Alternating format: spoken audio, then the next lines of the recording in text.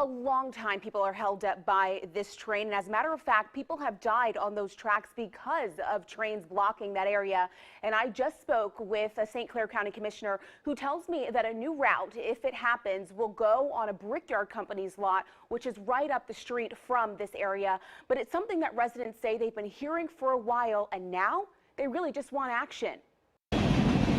Change coming to Trail End Lane Crossing, but the question is when. Meanwhile, the horror stories continue to rack up.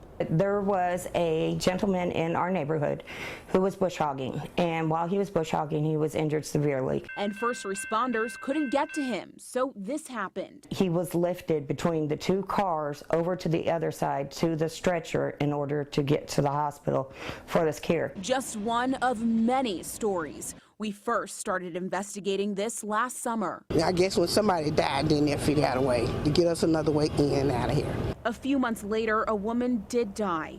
After waiting to cross for hours, she finally took a chance and got hit. The neighborhood has started a petition to get an alternate route put in as soon as possible.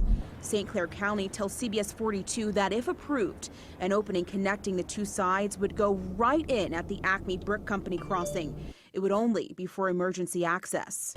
We've had people die. Denise Mayo, who has medical issues herself, has seen the worst of it and experienced the struggle. I had to crawl on my hands and knees up and down a ditch and then walk across the track. I was crying my eyes out by the time I got into the car because I was in so much pain. With so many people, especially kids and elderly, living in this area, this is always the question. If there's one way in and one way out, how do we get out? How do we get help? A question that a lot of people want answers at this point. Now, the county is waiting on Acme Brick Company to approve their proposal for an emergency route.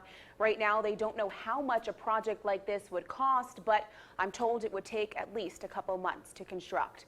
Live in studio, Alex Finney, CBS 42 News. All right, Alex, thank you.